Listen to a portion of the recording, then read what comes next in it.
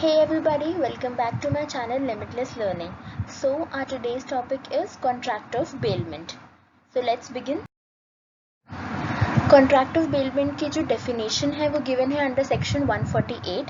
Definition read out करते हैं कि a bailment is the delivery of goods by one person to another for some purpose upon a contract that they shall when the purpose is accomplished, एक purpose के लिए किया था और जब वो purpose accomplish हो जाएगा तो उन goods को returned or otherwise disposed of according to the directions of the person delivering them. ठीक है, इसको हम easy में पढ़ते हैं कि जब एक person दूसरे person को goods deliver करेगा और ये अपॉन अ कॉन्ट्रैक्ट होगा, इसके लिए वो एक कॉन्ट्रैक्ट में आएंगे और जब दूसरे पर्सन का जिसको आपने गुड्स डिलीवर करे हैं उसका जो पर्पस है, उसका जो मोटिव है गुड्स लेने का आपसे, वो अकम्प्लिश हो जाएगा तो वो गुड्स को वापस दे देगा उस पर्सन को जिस पर्सन से उसने गुड्स लिए थे, या फिर वो गुड्स को डिस्पोज कर देगा, मतलब खत्म कर देगा। इस तरह से उसे डिस्पोज करना है जिस तरह से वो पर्सन जिससे उसने गुड्स लिए थे वो कहता है, वो उसे गाइड करता है या डायरेक्शंस देता है। ठीक है, अब इसमें दो पार्टीज इन्वॉल्व हैं। हमने बोला कि एक पर्सन से दूसरे पर्सन को डिलीवर होगा, तो जो पर्सन अपने गुड्स को दूसरे पर्सन को देता है उसको हम बोलते हैं बेलर, और जो पर्सन गुड्स की डिलीवरी लेता है उसे हम बोलते हैं बेली। ठीक है, समझ आया? आगे चलते हैं। Next is essentials. क्या है? एक बेलमेंट के कॉन्ट्रैक्ट के लिए क्या क्या चीज एसेंशियल है? पहले तो कॉन्ट्रैक्ट ही होना चाहिए, ठीक है। फिर कॉन्ट्रैक्ट चाहे एक्सप्रेस हो या इम्प्लाइड हो, इट डजेंट मैटर, पर कॉन्ट्रैक्ट होना चाहिए। दूसरा, यहाँ पे जो बेलमेंट है, बेलमेंट के अंदर जो गुड्स होते हैं, बेलमेंट के अंदर जो आइटम होता है वो होते हैं गुड्स, एंड गुड्स होनी चाहिए मूवेबल प्रॉपर्टी। ऐसी प्रॉपर्टी होनी चाहिए जो एक जगह से दूसरी जगह पे डिलीवर हो सके। मूवेबल प्रॉपर्टी यहाँ पे गुड्स माने जाते हैं। डिलीवरी होनी चाहिए फ्रॉम, एक एक्शन होना चाहिए, एक से लेकर दूसरे तक डिलीवरी होनी चाहिए, तभी वो बेलमेंट माना जाएगा। पर्पस, अब उसने गुड्स जो लिए हैं आपसे उसके पीछे उसका कोई मोटिव होना चाहिए, उनको यूज करने का कोई मकसद होना चाहिए, तभी वो इसके अंडर फॉल करेगा। रिटर्न और disposal after the purpose is accomplish, मतलब यहाँ पे जो डिलीवरी ऑफ गुड्स होते हैं उसके अंदर एक कंडीशन होती है कि गुड्स को आपको वापस देना है, या तो ओरिजिनल फॉर्म में या ऑल्टर्ड फॉर्म में, या फिर आप उसे डिस्पोज करोगे जैसे आपको बेलर ने डायरेक्शंस दी हैं। ठीक है, तो ये हमारी 5 एसेंशियल्स हैं ऑफ बेलमेंट। ठीक है, नेक्स्ट चलते हैं मोड्स ऑफ डिलीवरी। अब डिलीवरी के जो 2 मोड्स हैं वो गिवन है अंडर सेक्शन 149। वो कहते हैं एक्चुअल डिलीवरी हो चाहे सिंबॉलिक डिलीवरी हो। एक्चुअल डिलीवरी में तो आप एक्चुअली पोजेशन ट्रांसफर करते हो, गुड्स को आप एक्चुअली एक पर्सन से दूसरे पर्सन को ट्रांसफर कर रहे होते हो, दैट इज फिजिकल पोजेशन आपकी ट्रांसफर हो रही होती है। लेकिन सिंबॉलिक डिलीवरी जैसे वर्ड कहता है कि सिंबलाइज करता है डिलीवरी, लेकिन एक्चुअली में वो डिलीवरी है नहीं, मतलब यहाँ पे physical possession of good transfer नहीं होता, सिर्फ एक एक्शन होता है जिससे ये पता लगता है कि हाँ उसने उन गुड्स की पोजेशन दूसरे पर्सन को ट्रांसफर कर दी। जैसे एक्चुअल डिलीवरी में तो ये होगा कि आप गाड़ी चलाकर दूसरे पर्सन के पास चले गए और आपने उसको वहाँ पे, उसने आपसे गाड़ी ले ली। लेकिन सिंबॉलिक डिलीवरी में ये होगा कि आप उसको अपनी सिर्फ कार की चाबी दे रहे हो, आप उसने कहा कि मेरी कार वहाँ खड़ी है, वहाँ से ले लो, तो वो सिंबॉलिक डिलीवरी होगी क्योंकि उसने कार ट्रांसफर नहीं करी, कार की चाबी ट्रांसफर करी है। तो यहाँ पे डिलीवरी है लेकिन सिंबॉलिक डिलीवरी है। ठीक है, नेक्स्ट आते हैं हम राइट्स ऑफ बेलर और राइट्स ऑफ बेली। बेलर कौन पर्सन है? जिसने गुड्स को डिलीवर किया है। बेली कौन पर्सन है? जिसने गुड्स की डिलीवरी ली है। तो बेलर के राइट्स पढ़ते हैं कि उसके क्या राइट्स हैं। फर्स्ट है वो अपने जो कॉन्ट्रैक्ट ऑफ बेलमेंट है उसको टर्मिनेट कर सकता है, मतलब खत्म कर सकता है अंडर सेक्शन 153। अगर जो बेली है वो उसके गुड्स को अच्छे से यूज़ नहीं करता, मतलब जिस पर्पज से उसने लिया है उस पर्पज से यूज़ नहीं करता, तो बेलर के पास राइट है कि वो जो कॉन्ट्रैक्ट ऑफ बेलमेंट है उसको ख़त्म कर सकता है। राइट टू क्लेम कॉम्पनसेशन, अगर बेली ने गुड्स का इनकंसिस्टेंट यूज़ किया है, या फिर उसने गुड्स को मिक्स कर दिया है, या फिर उसने जो कॉन्ट्रैक्ट की टर्म्स है उससे बाहर जाकर कुछ कोई एक्शन किया है, तो जो बेलर है वो उससे उन डैमेजेस के लिए कॉम्पनसेशन मांग सकता है जो उसके गुड्स को हुए हैं, या जो कॉन्ट्रैक्ट ऑफ बेलमेंट की इस इस एक्शन की वजह से जो उसको सफर कर रहे हैं, उसने सफर करे हैं। Right to claim return of goods, bailor के पास राइट है कि जब फिक्स टाइम पीरियड, एक टाइम पीरियड के लिए उसने गुड्स लिए होंगे, जो पर्पस अकम्प्लिश हो गया, उस पर्पस तक कंप्लीट होने तक उसने गुड्स लिए हैं।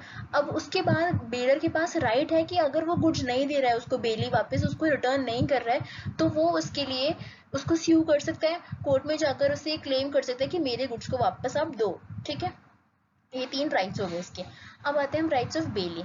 राइट टू कॉम्पनसेशन, अगर बेलर के किसी एक्शन की वजह से बेली को लॉस हुआ है या उसने कुछ सफ़र किया है, तो उसके लिए वो कॉम्पनसेशन क्लेम कर सकता है। एक्सपेंसेस इनकर्ड, सपोज बेलर की वजह से उसको कुछ एक्सपेंसेस इनकर करने पड़े, कुछ खर्चे करने पड़े उन गुड्स पे जो बेलर से उसे मिले हैं, और उसमें बेलर की फॉल्ट है, तो वो उससे वो एक्सपेंसेस भी रिकवर करा सकता है। राइट ऑफ लियन, वो उन गुड्स को अपने पास रख सकता है। लियन का मतलब होता है आप पोजेशन अपने पास होल्ड करके रखते हो, तो बेली जो है उसके पास राइट है कि वो बेलर की गुड्स को अपने पास होल्ड करके रख सकता है अनटिल एंड अनलेस, जैसे कुछ केसेस में ऐसे होता है, जैसे आपने टेलर को अपना कपड़ा स्टिच करने के लिए दिया, अब टेलर ने वो स्टिच कर लिया, वो रेडी है, बन गया है, वो पूरा शर्ट बनने को दिया आपने, शर्ट रेडी है। अब बेली के पास राइट है, ये कॉन्ट्रैक्ट ऑफ बेलमेंट ही होता है, आपने उसे कपड़ा दिया, अब कपड़ा, अब यहाँ पे वो वाली सिचुएशन आएगी, आप उसे रिटर्न करना है वो कपड़ा, लेकिन अब वो ऑल्टर्ड फॉर्म में रिटर्न होगा, अब वो स्टिच होकर रिटर्न होगा। ठीक है, लेकिन रिटर्न तो करना है ना, वापस तो आपको देना है उसको, अपने पास तो नहीं रखना। लेकिन किस सिचुएशन में आप उसे अपने पास रख सकते हो, आप उसे उस सिचुएशन में रख सकते हो कि जब अगर बेलर जो है वो आपको उस स्टिचिंग के पैसे नहीं देता है, तो आप उसके ऊपर राइट ऑफ लियन एक्सरसाइज कर सकते हो अनटिल एंड अनलेस बेलर आपको उसके पैसे देता है। ठीक है, suit for deciding the title, अगर बेली के पास जिससे कोई आता है कि ये मेरे गुड्स हैं, मतलब डिफेक्टिव टाइटल के केस में कि गुड्स आपने किसी और से लिए हैं एंड कोई थर्ड पर्सन आके उन गुड्स को क्लेम करता है कि ये मेरे गुड्स हैं, तो उसके लिए बेली कोर्ट के पास जा सकता है to decide the title of the goods, कि एक्चुअली में ये गुड्स हैं किसके, कौन इसका ट्रू ओनर है। तो उसके लिए बेली के पास राइट है कि वो कोर्ट में जाकर इसके लिए सूट फाइल कर सकता है। ठीक है, नेक्स्ट इज ड्यूटीज क्या है दोनों की, जहाँ पे राइट्स आते हैं वहाँ पे ड्यूटीज भी आती हैं, दोनों इंटरलिंक्ड है। ठीक है, तो हम ड्यूटीज ऑफ बेलर पढ़ते हैं कि बेलर की क्या ड्यूटीज हैं। फर्स्ट, एक्सेप्ट द गुड्स, अगर बेली उसके पास गुड्स वापस देने आता है तो बेलर की ये ड्यूटी बनती है कि वो उन गुड्स को वापस ले ले। अगर इन एनी केस बेलर उन गुड्स को वापस नहीं लेता, तो और उसके बाद उन गुड्स को कोई नुकसान होता भी है, तो उसके लिए बेली रिस्पॉन्सिबल नहीं है। और अगर बेली ने अपनी कस्टडी में वो गुड्स रख लिए हैं, इवन आफ्टर बेलर ने उन गुड्स को एक्सेप्ट करने से रिफ्यूज कर दिया है, तो बेली को जितना भी खर्चा हुआ है उसके बाद में, उसके लिए बेलर रिस्पॉन्सिबल है और बेलर को उसके लिए कॉम्पनसेट करना होगा। ठीक है, एक्सेप्ट द गुड्स, इसलिए ड्यूटी बोलते हैं इसको कि बेलर को गुड्स की को एक्सेप्ट कर लेना चाहिए जब बेली उसको वापस दे रहा है। ठीक है, disclose the faults in goods, अगर बेलर की को नॉलेज है, he is aware of the fact कि उसकी गुड्स में कुछ डिफेक्ट है, या जैसे उसने कार दी है तो उसको पता होगा कि उसकी कार में क्या क्या फॉल्ट्स हैं, और वो फिर भी नहीं बताता है बेली को, और बेली को उस वजह से कुछ डैमेज हो जाता है या कुछ उसको नुकसान हो जाता है, तो उसके लिए बेलर रिस्पॉन्सिबल होगा। तो बेलर की ड्यूटी है कि वो सारे जो फॉल्ट्स हैं गुड्स में वो उन्हें बताए बेली को। इंडेमनीफाई द बेली, इंडेमनीफाई करेगा बेली को इन केस ऑफ लॉस, कौन कौन से केसेस में, अगर उसने बेलमेंट को टर्मिनेट कर दिया है बिफोर द टाइम पीरियड, मतलब एक पर्टिकुलर टाइम पीरियड तक उसने दिया था गुड्स को बेलमेंट में, और उसने उससे पहले ही कॉन्ट्रैक्ट को टर्मिनेट कर दिया है, तो उस केस में वो इंडेमनीफाई करेगा बेली को अगर उसे किसी तरह का नुकसान हुआ है। Second, if there is defective title of the goods, मतलब बेली ने तो सोचा था कि बेलर है एक पर्सन, लेकिन एक्चुअली में वो ट्रू ओनर नहीं था उन गुड्स का, लेकिन बेली बिलीव्ड दैट कि वो ट्रू ओनर है। ठीक है, ए सपोज एक पर्सन है, उसने गुड्स डिलीवर किए बी को लगा कि ए ही उन गुड्स का ट्रू ओनर है, लेकिन एक्चुअली में ए ट्रू ओनर नहीं था। कौन था ट्रू ओनर? सी था ट्रू ओनर। तो इस केस में जो लॉस इस डिफेक्टिव टाइटल की वजह से बी को हुआ है, उसके लिए कॉम्पनसेट कौन करेगा? ए कॉम्पनसेट करेगा, क्योंकि फ्रॉड किसने किया? ए ने किया। ठीक है, पे एक्स्ट्रा ऑर्डिनरी एक्सपेंसेस, कोई भी एक्सपेंसेस जो बेली को इनकर करने पड़े उसकी गुड्स पर, उन एक्सपेंसेस को बेलर पे करेगा। ठीक है, अब आते हैं ड्यूटीज ऑफ बेली। बेली की क्या ड्यूटीज हैं? Take proper care of the goods. ये तो सबसे ज़रूरी बात है कि अगर आप किसी का सामान लेकर आते हो तो आप अपने गुड से भी ज़्यादा ध्यान रखते हो उनका, अपने सामान से भी ज़्यादा ध्यान रखते हो किसी दूसरे की चीज़ का। तो यहाँ पे भी ये जनरल लॉजिक अप्लाई होता है कि वो उन गुड्स का वैसे ही ख्याल रखेगा जैसे वो अपने गुड्स का ख्याल रखता है। और यहाँ पे अगर कोई डैमेज हो भी जाता है तो बर्डन ऑफ प्रूफ किस पे लाया होता है? बेली पे ही लाया होता है। उसको ये प्रूफ करना पड़ता है कि मैंने इन गुड्स का बिल्कुल अच्छे से ख्याल रखा था जैसे एक मैं अपनी गुड्स का ख्याल रखता हूँ, मतलब burden of proof lies with bailee. ठीक है, no inconsistent use of goods. Bailee की ड्यूटी है कि वो गुड्स को सिर्फ उतने ही हद तक यूज करे जितना टर्म्स ऑफ कॉन्ट्रैक्ट में मेंशन्ड है। सपोज उसने कार ली ए से, उसने कार ली कि मुझे दिल्ली तक जाना है, लेकिन इंस्टेड ऑफ गोइंग दिल्ली वो चला गया हिमाचल तक। तो उस केस में अगर उसको आगे जाकर वहाँ पे कोई एक्सीडेंट हो जाता है या कोई कुछ और डैमेज हो जाता है कार को, तो उसके लिए वो बेलर के पास नहीं जा सकता उन डैमेजेस को रिकवर करवाने के लिए। उसके लिए वो खुद रिस्पॉन्सिबल है, क्योंकि उसने जो पर्पस के लिए ली थी वो दिल्ली जाने के लिए ली थी, लेकिन वो हिमाचल चला गया। तो यहाँ पे जो डैमेजेस को कॉम्पनसेट कौन करेगा? बेली करेगा। Not to mix the goods.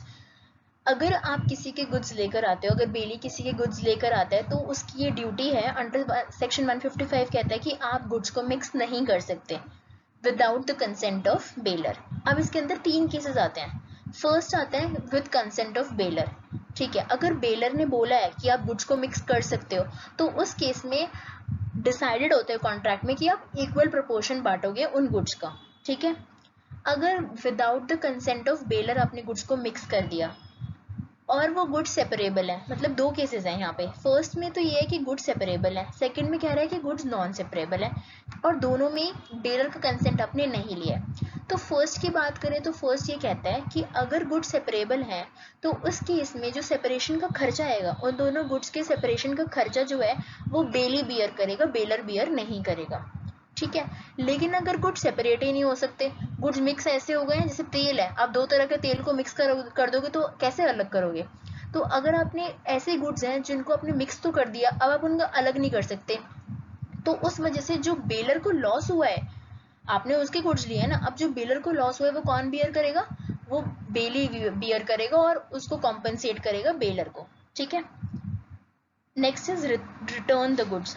अब ये तो बेलमेंट की डेफिनेशन ही कहती है, ये तो एसेंशियल ही है कि आपको गुड्स वापस करने हैं, तो इसलिए ये ड्यूटी है बेली की कि वो गुड्स बेलर को वापस रिटर्न करे। ठीक है, नेक्स्ट इज एक एडिशन ये है कि accretion in the goods. Accretion मतलब होता है any increase in the goods. जैसे सपोज किसी फार्मर ने अपनी गाय दी थोड़े दिन के लिए रखने के लिए कि मैं बाहर जा रहा हूँ और आप ये थोड़े दिन के लिए देखभाल करो इसकी। ठीक है, तो उस केस में अगर गाय, सपोज वो जो काव है उसने बर्थ दिया है काफ को, तो जो उस बंदे की ड्यूटी बनती है, बेली की ड्यूटी बनती है कि वो काव के साथ साथ उसका जो बेबी काफ है वो भी उसको वापस रिटर्न करे। तो ये अक्रीशन इन गुड्स है कि आपको जो प्रॉफिट हुआ है, जो इंक्रीज हुआ है गुड्स में, वो भी आप बेलर को रिटर्न करो। ठीक है, ये गिवन है under section 163। Next is termination of bailment. अब बेलमेंट खत्म कैसे होती है? बेलमेंट खत्म होती है एक्सपायरी ऑफ फिक्स पीरियड। आपने जिस पर्टिकुलर टाइम पीरियड के लिए गुड्स को डिलीवर किया था, गुड्स को बेल किया था, वो टाइम पीरियड खत्म हो गया, बेलमेंट खत्म हो जाएगी। अचीवमेंट ऑफ ऑब्जेक्ट, किसी पर्पस के लिए आपने बेलमेंट करी, वो पर्पस अकम्प्लिश हो गया, वो पर्पस अचीव हो गया, बेलमेंट खत्म हो गई। इनकंसिस्टेंट यूज ऑफ गुड्स, जैसे ये कहता है कि बेली की तो ड्यूटी है कि वो इनकंसिस्टेंट यूज ना करे, अगर वो इनकंसिस्टेंट यूज करता है तो बेलर टर्मिनेट कर सकता है कॉन्ट्रैक्ट को। हमने ये पढ़ा राइट ऑफ टर्मिनेशन। तो यहाँ पे इनकंसिस्टेंट यूज ऑफ गुड्स की वजह से जो बेलर है वो टर्मिनेट कर सकता है कॉन्ट्रैक्ट ऑफ बेलमेंट को। डिस्ट्रक्शन ऑफ गुड्स, अगर गुड्स ही खत्म हो जाते हैं तो कॉन्ट्रैक्ट ऑफ बेलमेंट, जो चीज है, मेन सब्जेक्ट मैटर है, मटीरियल है, वो ही खत्म हो जाता है तो बेलमेंट खत्म हो जाती है। डेथ ऑफ बेलर एंड बेली, दो पार्टीज हैं, अगर उन दोनों में से कोई किसी एक की भी डेथ हो जाती है तो बेलमेंट जो है वो खत्म हो जाती है। I hope you like my video. अगर आपको कोई भी क्वेरीज हैं तो do mention in comment section and do hit the like button, do subscribe to my channel. Stay tuned and bye bye.